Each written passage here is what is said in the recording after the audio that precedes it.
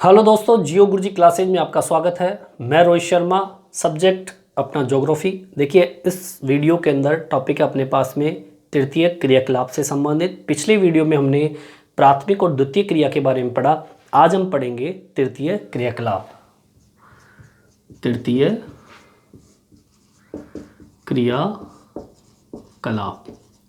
देखिए, तृतीय क्रियाकलाप जो है ये संबंधित होता है उत्पादन और विनिमय से संबंधित। ठीक है, यह क्रिया उत्पादन व विनिमय से संबंधित है। अब समझिए, उत्पादन मतलब निर्माण और विनिमय मतलब व्यापार। ठीक है, इन दोनों से संबंधित है तृतीय क्रियाकलाप। ठीक है, सबसे पहले हम बात करते हैं उत्पादन की। उत्पादन होता क्या है? ठीक है, देखिए, उत्पादन देखा जाए तो एक तरीके से वस्तु जो होती है उस वस्तु के रूप में बदलाव कर उपभोक्ता के लिए उपयोगी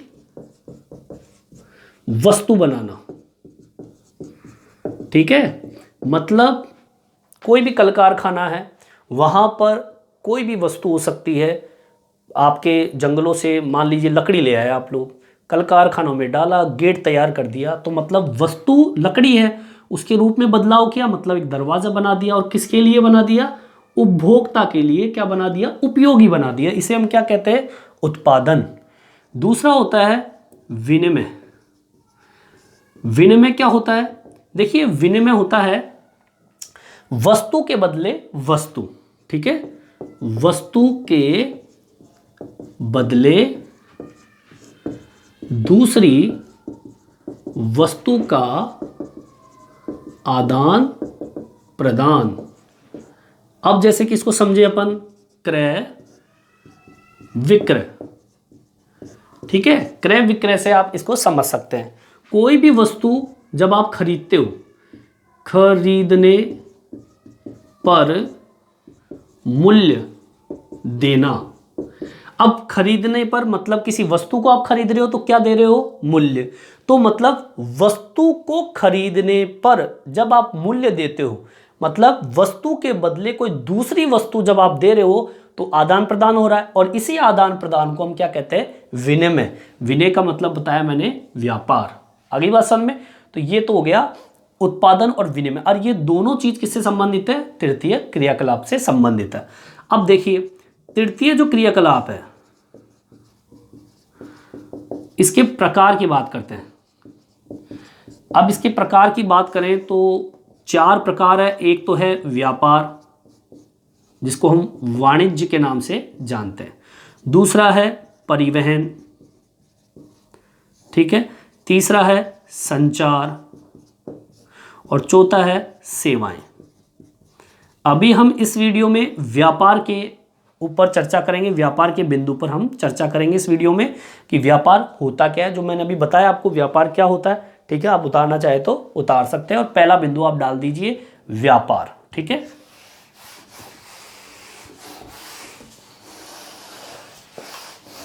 देखिए, सबसे पहला बिंदु है व्यापार, जिसे हम वाणिज्य के नाम से जानते हैं। ठीक है, जो मैंने अभी बताया आपको, व्यापार का अर्थ होता है वस्तु का, जो भी वस्तु उत्पादित की है, ठीक है ना, वस्तु का उत्पादन कर क्रय व विक्रय का कार्य व्यापार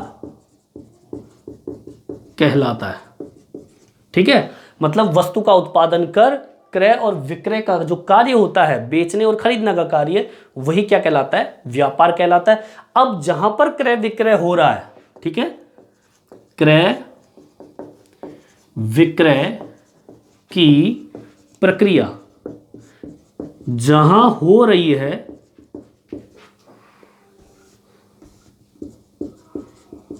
अब कहाँ हो रही है? या तो नगरों में, या फिर कस्बों में, या फिर गांव में। वहां के केंद्र को क्या कहेंगे? व्यापारिक केंद्र के नाम से जानते हैं। ठीक है, मतलब जहां पर क्रय विक्रय का कार्य हो रहा है, खरीदने बेचने का कार्य हो रहा है, वो जो प्रक्रिया होती है जहां पे भी हो रही है, अब वो चाहे नगरों में हो, चाहे कस्बों में हो, चाहे वो गांव में हो, उन सभी केंद्रों को हम किस नाम से जानेंगे? व्यापारिक केंद्र के नाम से जानेंगे। क्वेश्चन आता है कि व्यापारिक केंद्र को परिभाषित कीजिए। ठीक है, अब बात करते हैं व्यापारिक केंद्र कौन कौन से होते हैं। व्यापारिक केंद्र को कितने भागों में बांटा? 2 भागों में।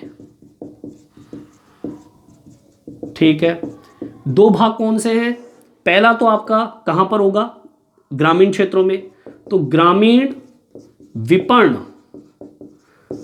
व्यापार केंद्र, और दूसरा होगा नगरीय विपणन व्यापार केंद्र। ठीक है, 2 तरह के व्यापार केंद्र हो गए। ठीक है, सबसे पहले हम बात करेंगे ग्रामीण की। ग्रामीण विपणन व्यापार केंद्र, इसकी कुछ विशेषताएं हैं। सबसे पहली चीज, ये कहां पर लगते हैं? ग्रामीण क्षेत्रों में लगते हैं। तो ग्रामीण क्षेत्रों में लगते हैं तो ये कहां का पोषण करती है? वहां की बस्तियों का। ठीक है, तो ये केंद्र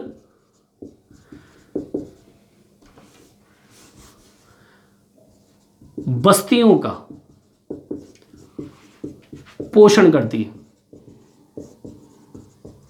ठीक है, मतलब ग्रामीण क्षेत्रों में रहने वाली जो बस्तियां हैं या जो बस्तियां बनती है, उन बस्तियों का पोषण करने का कार्य कौन करती है?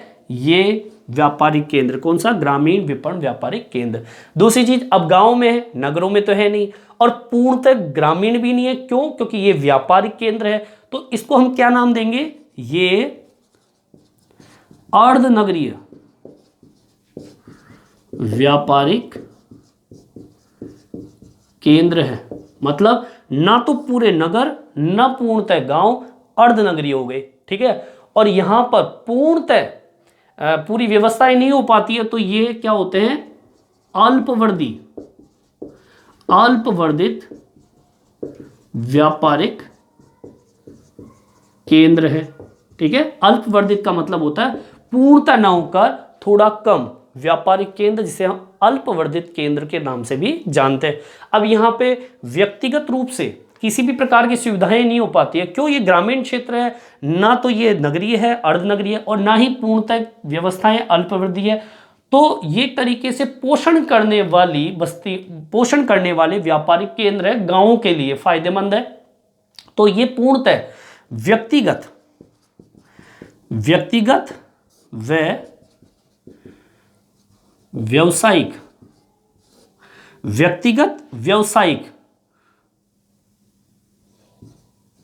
सुविधाएं नहीं दे पाते।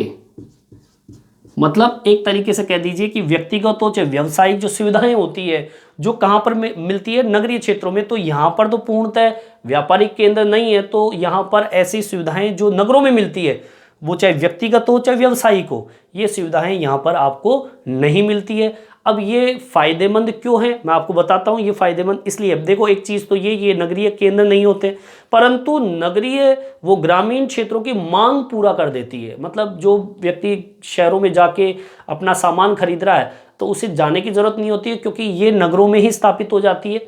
तो उसकी जो मांग होती है ग्रामीण क्षेत्रों की, वो पूर्णतः पूरी हो जाती है। ठीक है, अब देखिए ये क्या व्यापार एक तरीके से परमानेंट हम कह सकते हैं, या फिर कुछ टाइम के लिए है, उस चीज़ के बारे में इसमें हम चर्चा करेंगे कि ये जो व्यापारिक केंद्र होते हैं, कौन से? ग्रामीण, ये एक तरीके से हम कह दीजिए कि नियमित बाजार नहीं होती। ये व्यापार केंद्र नियमित बाजार नहीं होते। तो ये कैसे होते हैं? ये साप्ताहिक होते हैं, 7 दिन के लिए लग गया, दिन के आधार पर होता है, तिथि के आधार पर होता है, ठीक है ना। कह दीजिए कुछ समय के लिए ये बाजार होते हैं, ठीक है। और ये उपयोगी क्यों हैं? क्योंकि ये दैनिक उपयोग में आने वाली आवश्यक सामग्री की मांग को पूरा करते हैं, ठीक है। ये उपयोगी क्योंकि, ठीक है। अब ये उपयोगी क्यों है? क्योंकि ये दैनिक उपयोग में आने वाली जितनी भी सामग्री होती है उसकी आवश्यकताओं को पूरा ये कर देते हैं ग्रामीण क्षेत्रों के लिए, ठीक है। तो इस तरीके से ये ग्रामीण विपणन व्यापारिक केंद्र होते हैं। ना तो ये पूर्णतः होते हैं, अर्धनगरीय होते हैं, अल्पवर्धित होते हैं और व्यक्तिगत व्यावसायिक सेवाएं सुविकसित नहीं हो पाती हैं, परंतु ये ग्रामीण लोगों की, ग्रामीण क्षेत्रों की मांग को पूरा कर देते हैं। नियमित बाजार नहीं होते हैं, साप्ताहिक होते हैं बाजार, दिन के आधार पर, तिथि के आधार पर, और एक स्थान से दूसरे स्थान पर ये अपनी जगह बदलते रहते हैं, ठीक है। अगला बिंदु हम डालते हैं ग्रामीण विपणन के, नगरीय विपणन केंद्र। दूसरा है नगरीय विपणन व्यापार केंद्र। अब ये कहां पे लग रहे हैं? नगरों के अंदर, ठीक है। कहां पे लगेंगे? नगरों में। तो ये नगर जो ये केंद्र होते हैं वो कैसे होते हैं? विशिष्ट बाजार, ठीक है। दूसरी चीज, यहां पर कई तरह की नगरीय सेवाएं आपको मिल जाएगी। नगरीय सेवाएं उपलब्ध, ठीक है। इसके अलावा ये विशिष्ट बाजार होते हैं, नगरीय सेवाएं उपलब्ध है। विनिर्मित पदार्थ आपको यहां मिलेंगे। विनिर्मित पदार्थ मतलब बड़े बड़े कल कारखाने लगे हुए हैं, तो वो खुद ही कुछ पदार्थों का या बहुत से पदार्थों का निर्माण यहाँ पर करते हैं, और यहाँ पे बहुत बड़ा श्रम बाजार उपलब्ध है, ठीक है। तो ये सारी व्यवस्थाएं कहाँ पे मिलेगी? नगरीय विपणन केंद्रों में।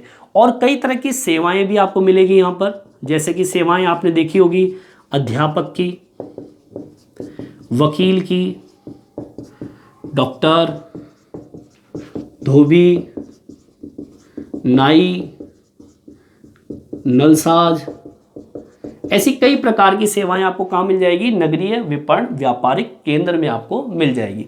अब ये जो नगरीय व्यापार केंद्र, ये तो हो गया आपका 2 विपणन केंद्रों के बारे में आपको मैंने बता दिया, जो कहाँ पर तृतीय क्रियाकलाप से संबंधित है, गाँव में और शहरों में।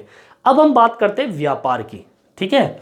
व्यापार कितने प्रकार के होते हैं? व्यापार के प्रकार अगर मैं बड़े स्तर पर देखूं तो व्यापार 2 तरह के होते हैं जो आपने पढ़े होंगे। एक होता है अंतर्राष्ट्रीय व्यापार और एक होता है राष्ट्रीय व्यापार। अंतर्राष्ट्रीय व्यापार क्या होता है? जब व्यक्ति देश से बाहर की ओर व्यापार करे, ठीक है, उसे तो कहते हैं अंतर्राष्ट्रीय व्यापार। राष्ट्रीय व्यापार देश के अंदर आंतरिक क्षेत्रों में व्यापार करे, उसे अंतर मतलब राष्ट्रीय, जिसे हम कह सकते हैं अंतर्राष्ट्रीय व्यापार हो गया। 2 तरह के व्यापार हो गए। लेकिन अभी हम बात कर रहे हैं क्षेत्र के आधार पर या नगरीय क्षेत्र के आधार पर, या कह दीजिए आप कस्बों गांव के आधार पर। तो 2 प्रकार के व्यापार होते हैं। एक होता है फुटकर व्यापार, ठीक है। मैं बाहर नहीं जाऊंगा, मैं अपने देश की बात करूंगा, अपने क्षेत्र की बात करूंगा, अपने प्रदेश की बात करूंगा।